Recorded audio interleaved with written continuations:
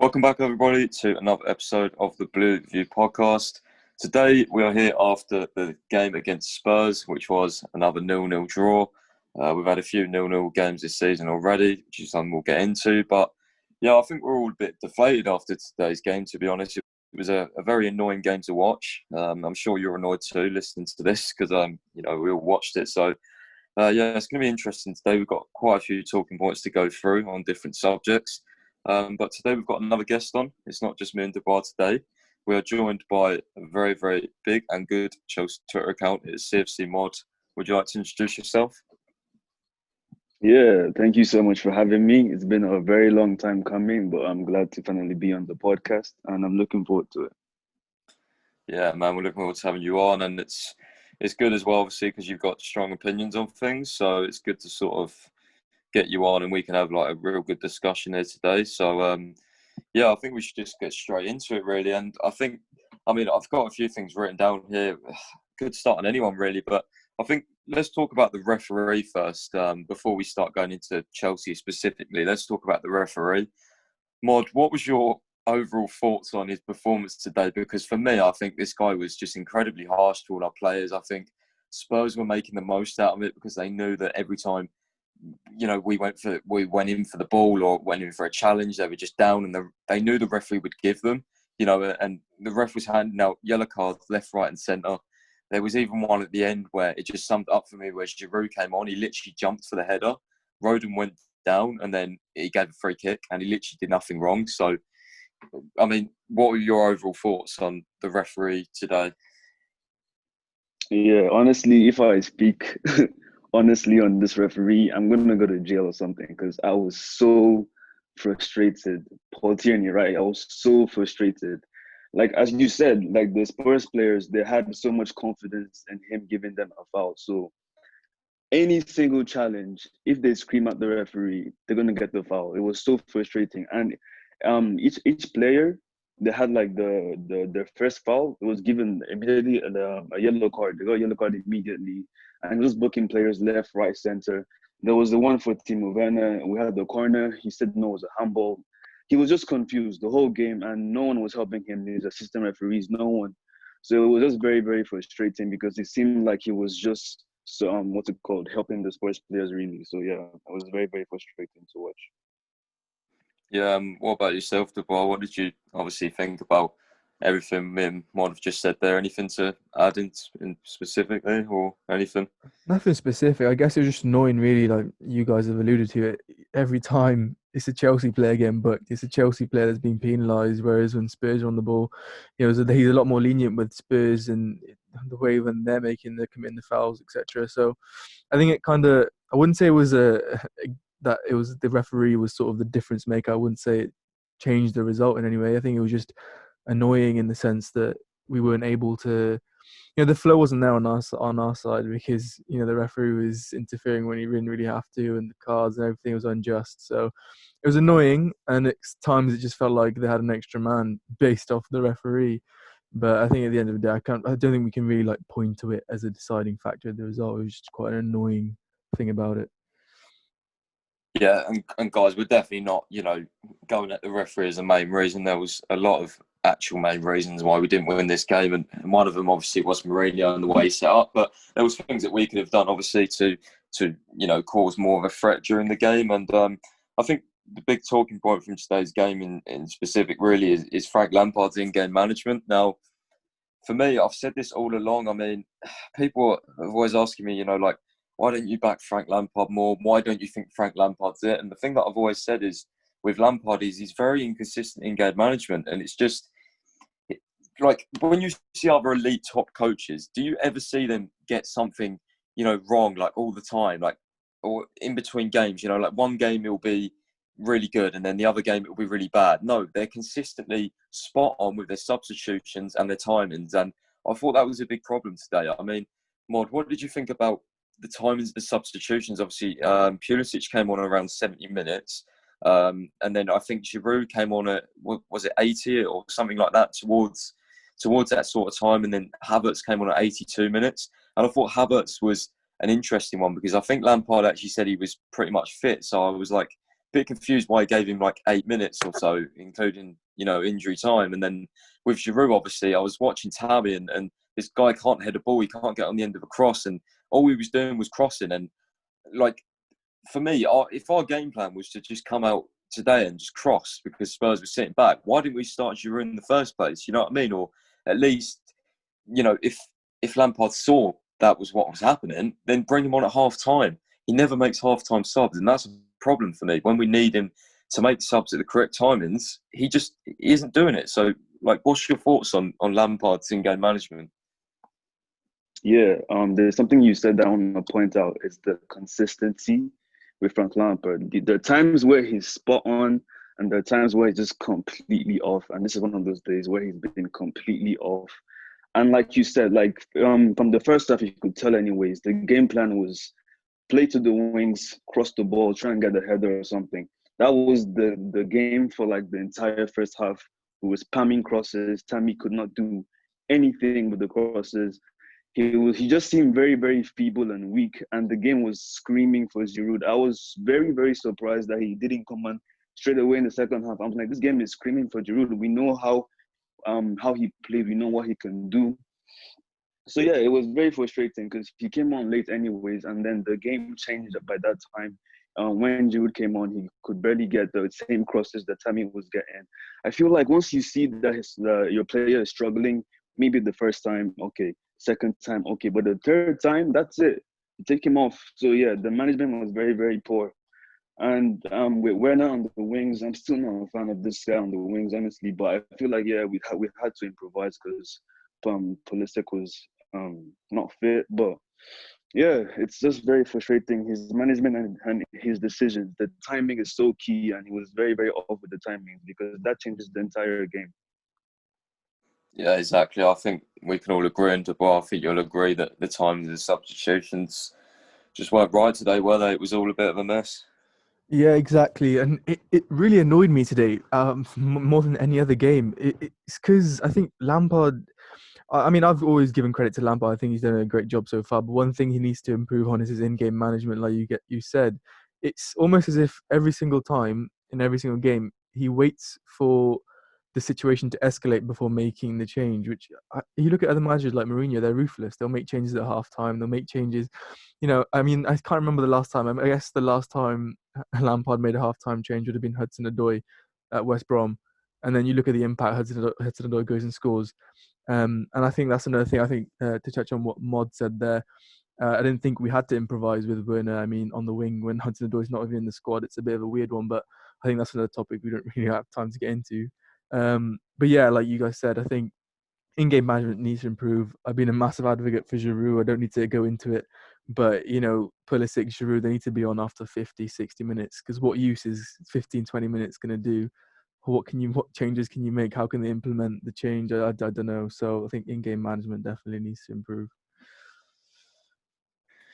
Yeah, just frustrating. I mean, like we've just pointed out there, guys, I think we all want Frank Lampard to succeed. It's just obviously we've got to remember he's still quite a new coach. He's still young, so it's kind of like, it's annoying. We all want him to become like this elite manager, but obviously he's still kind of raw in the sense of some in-game management choices. And obviously you're going to get those people that say, you don't know better than Frank Lampard and all this nonsense. But the thing is, when like 90% of the fan base is pointing out the same thing, then actually I think most of us are actually right. If if the common factor is all of us pointing out the same exact thing, then obviously on this occasion we are right. So I mean, very, very annoying on that sense. But let's move on. We're going to talk about a positive quickly because there really wasn't many in this game, honestly, as you can kind of tell from it. But we're going to talk about Mateo Kovacic's performance. Obviously, I'm a big Kovacic fan, and I thought he played excellent today, Mod. I saw you put a tweet out about Kovacic, and I mean, the guy's just amazing, really press resistant. He was carrying the ball forward. That run late on in the game was just ridiculous. He took on like 3 or 4 players and was just dragging them around and the whole of midfield driving through. And I mean, I don't know, man. Some people don't like Kovacic, but I just don't know how you can't like him. He's so good on the eye, but he's got so many abilities as well. He's very, very underrated tackling. As I say, he's press resistant. He's getting better at passing now as well. And I think as we've mentioned in De Boer in previous episodes, when he's been playing as the 8, he's actually been sort of running in behind now, which is something that he wasn't doing.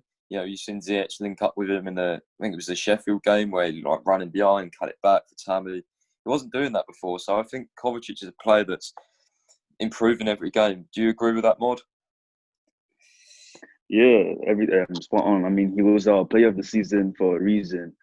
I mean, he had a very, very, very good game. He's so press resistant. He knows how to get out of those tight situations. And personally, I feel like in terms of ball carrying, like he's the best in the midfield for that. He's so good at driving forward. He's so good at moving forward. And like you said, anyways, he's added so much more to his game now. He's getting behind. He's switching the play, making some crosses. He had a very, very good game. And yeah, I think for me, he's my man of the match. He had a very good game. Yeah, man of the match for sure. Definitely the standout player. And De Boer, do you agree with that? Your man of the match, and also a quick shout out to Mason Mount actually for nearly scoring at the end. I thought he was going to do it with that actual shot. That really pleased me. You know, actually someone actually shooting and nearly scoring, because it was just such a frustrating game. And then that shot was probably out of frustration from him as well. I'd imagine. You know, usually gets a lot of shots off. He creates chances and stuff, and it's just for him obviously really annoying game and for many of the players. So, De Boer, what do you think about Kovacic and also Mason Mount's performance? I thought the midfield, was moving the ball as well as they could, really considering the circumstances. Yeah, Kovacic, my man of the match as well. I think first half, I was not sure whether he should have been on. I thought the way Spurs had set up, they were playing quite defensive, and Kovacic I thought was defensively very good in that first half. But I was thinking maybe having a Havertz on to try and pierce that Spurs defense and have more of an attacking threat. But in the second half, again, I think he was unreal, really. I mean, his ball progression came to another level, and it was he showed why he was player of the season last season. And I think he definitely was our clear man of the match. There's certain circumstances in the second half where Spurs, I think the one chance Spurs did have at the end or near towards the end, one man who was there to clear it up was Kovacic at the right place at the right time, and then he goes and drives on. I think he got fouled by Rodon or someone, but his ball progression to stop the attack and then go and ball progress was unreal. So yeah, Kovacic deserved praises. And then Mount, yeah, I'm glad you touched upon him. I thought he was really good. I think the midfield as a whole was decent, considering, like you said, the circumstances. They all, I mean, it was hard to really pick out standout performances because of the nature of the way Spurs set up. But I think the midfield were good. Kante, Mount, taking shots off, like you said, and Kovacic. So no real complaints in the midfield. Yeah, I agree. It's just one of those games today, really. You're going to get annoying games like this every season, unfortunately. But, I mean, what do you think about, obviously, our next sort of few fixtures, guys? I'm starting with you, Mod. Obviously, we've got Sevilla next. I mean, I don't know what sort of team we're going to put out for that, obviously, because we've already qualified. But at the same time, obviously, the Champions League's a big sort of competition. But for me, I'd obviously much rather prioritise trying to win the Premier League this season. I don't know about you. So do you think he's going to put out a strong team to try and finish top, so we kind of get an easier draw? Or because obviously, notoriously, when you finish second, you play a harder team. So what do you sort of think about that? And then also our game after against Leeds at home, that'll be another interesting one. I mean, Leeds are hit and miss, very, very good football playing side, though. They press high, so I can see that being a difficult game. Do you sort of agree with that? Yeah, I mean, I feel like for the Sevilla game, I mean, we've seen our record this season against big teams in big games. We've not won a single one. So I feel like it's kind of important for our players to have that confidence in themselves. So we should definitely try to top the group. We should definitely try to win that game just to get that confidence going. So, I mean, we may not put the absolute strongest lineup because it's a very hectic period, but we should definitely be aiming to win that game, which would definitely help us in the following game against Leeds. So yeah, for sure, we shouldn't just let it pass. We should try to win it for confidence. And the game against Leeds is going to be very, very interesting.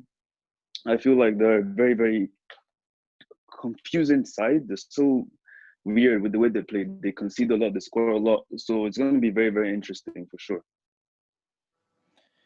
Yeah, and as you mentioned there about our big game record this season, just to point that out, guys, we lost at home at Liverpool. Obviously, we drew to Spurs, but it was obviously L after penalties in the cup.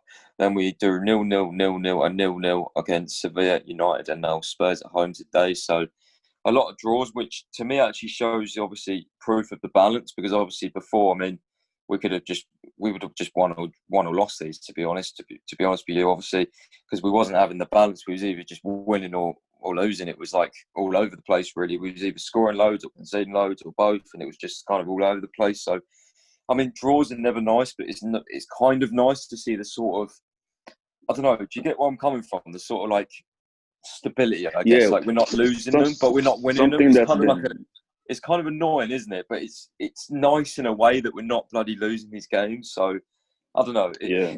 It's whatever way you want to look at it, really. But I think the sort of last thing I wanted to touch upon, really, from the game, obviously, a big talking point I sort of pointed out to Dubois before this episode was, now, this is a personal thing, really, like a personal opinion of mine. When I was watching the game, I don't know. We wanted to ask you, Mod. Really, I thought like Werner and Ziyech were too wide almost. Like they were too wide. Like I've seen Werner play sort of as a left forward and Ziyech sort of as a right forward. I would have liked to see them Percy sort of come in a little bit more and then have like Chilwell and Reece a bit wider. So because for me, when we was attacking today, they were almost like too close together, and it was almost predictable. It was predictable because they were both like next to each other, and I just don't think it worked. I would have liked to see someone, or at least one of Werner or Ziyech, kind of closer to Tammy, because obviously he had no one to link up with. So, what do you think about that? Would you have liked to see Werner closer to Tammy, or as an Yeah, alternative, would you have liked to see two strikers come on? You know? yeah. That's what I was saying. I was very, very clear that what the game plan was to play wide, try and find the wide players and get the cross in to Tammy. That the plan was to make the defenders go wide, also to create space for Tammy. So I feel like that was the case because we know how compact Spurs can be when they defend. So I'm sure Lampard's reasoning, anyways, behind this was just to get some space for him in the middle, but it clearly did not work. So yeah, I feel like at least one of them should have driven more essentially to help him link up, because there are times when the ball comes in the air for him. As soon as it's down, it's there's no one to pick up. So yeah, it was very, very tough for Tammy because no one was helping him also in that sense in terms of link up play. So yeah, I definitely agree. But Ziyech, it was very surprising because normally this would have actually worked because we know what he can do. We know how good his left foot is, but he was just not on top of his game today, which is just a shame because any other day we could have easily got 3 goals from a Ziyech cross, easily, easily. So yeah, it's just unfortunate. And that's another point with Giroud as well. Those, crosses coming in. It wasn't only Reece James, obviously it was Ziyech as well putting them in. They were going to Werner and Tammy and just not really like doing much of them too. It was just a very frustrating game, obviously. One for Dubois to sort of ponder on, obviously, because he's a massive Giroud fan. I know he's probably very, very annoyed right now, aren't you? Yeah, I think if we're gonna go with that game plan, right, and you're gonna just spam crosses for 90 minutes, then he just picked the wrong team. Like as a front three, Werner again, he's not a winger. He shouldn't have started if the game plan was to stay wide and cross. You've got Reece James, a very good cross, one of the best in the league at crossing. You've got Ziyech, same from that right hand side, and then you've got Werner, who's a striker. But if you're going with the game plan of crossing, you've got to have Giroud there. There's Tammy, fair play to him. I think he tried, but it's not enough in a game like this because he missed big chances, which Giroud sitting on the bench and then he's on after 80 minutes. What's he going to do from the bench? Just watch and wish he was playing. So that's why I think Lampard should have, if you going with that game plan, you've got Olivier Giroud sitting on the bench. It doesn't add up really. So if he was going to go with, again, the game plan that we saw, you'd have much preferred to see a lineup which saw Giroud and maybe even Hudson-Odoi on the left-hand side if it's not Pulisic.